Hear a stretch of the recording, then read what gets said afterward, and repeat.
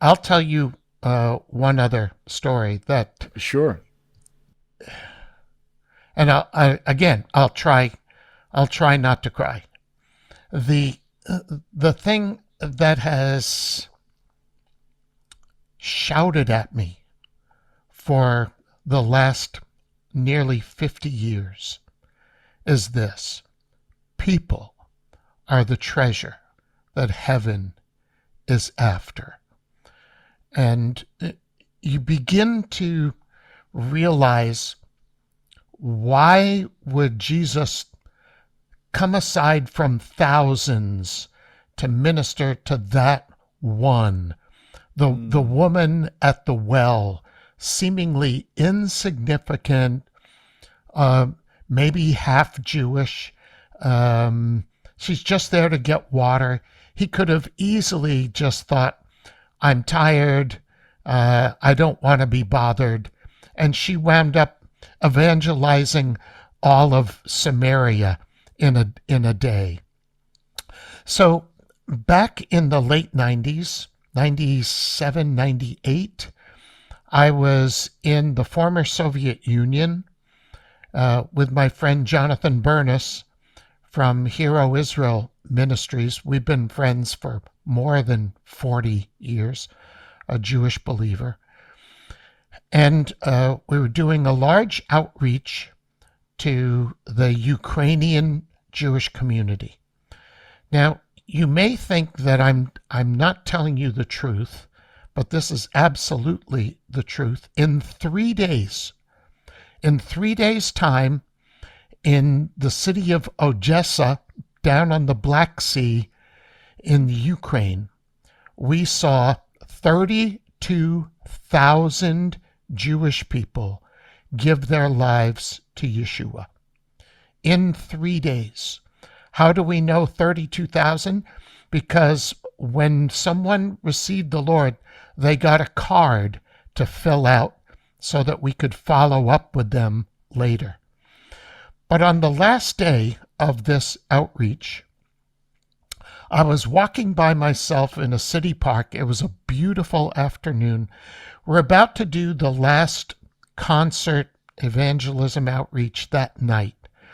And as I walked through the park, I noticed off in the weeds a street person, an old man, a long, yellowing white beard, tattered clothing. It's about to get very cold in the Ukraine. He had on a suit jacket, a shirt, a vest. He had underneath long underwear, long sleeve and long pants, and he was drawing on a pad of paper with colored pencils. I was walking by, and I was trying not to pay attention because he was motioning to me to come over. He wanted to speak to me. I don't speak Russian. I don't speak Ukrainian. But what I didn't know was he noticed I had a little pocket knife on the side of my jeans that I always carried until you couldn't carry them on airplanes any longer.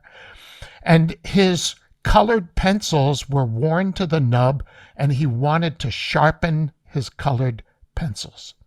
So reluctantly, I went up to him, and with sign language, he let me know he wanted to borrow my knife. So I took it out, I handed it to him, he sharpened his pencils, and then he's, wait, and he finished his picture.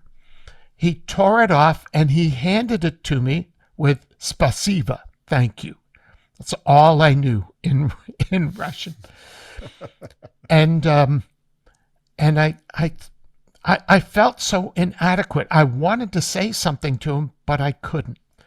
And so to say thank you to him, I told him, tonight, as the sun goes down at 7 o'clock, I will sing la la la la la la la at the stadium. I don't know how he understood. But that night, we did our concert. The National Belarus Orchestra was with us. It was an amazing evening. Another 10,000 Jews received the Lord. After it was finished, I'm usually the first one in, the last one out, because I've got to set up my sound equipment, then I have to tear it down, pack it up.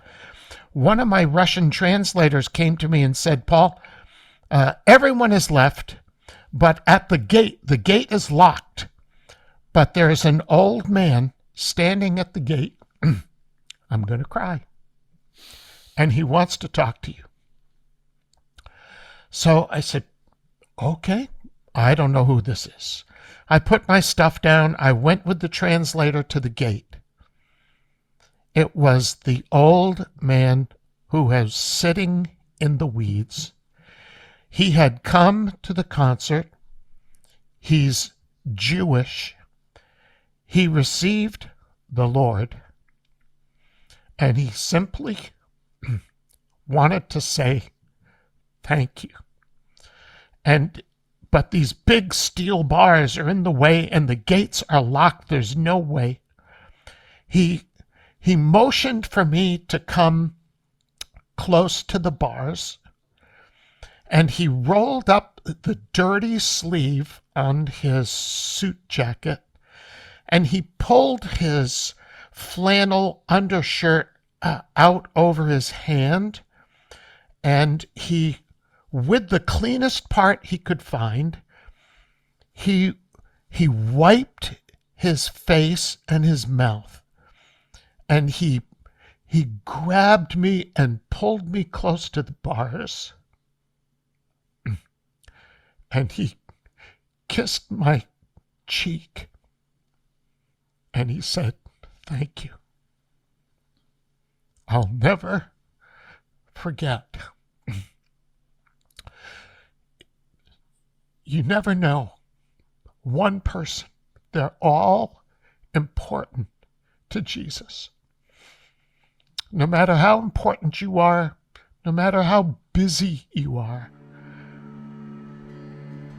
if we don't have time for the least of these, is what Jesus taught us in Matthew 25.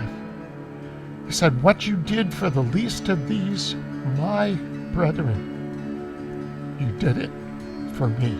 Hola, bendiciones, Kevin Ross te saluda. Solo quiero decirte que si te ha gustado este clip, puedes ver el video completo aquí al lado. Bendición.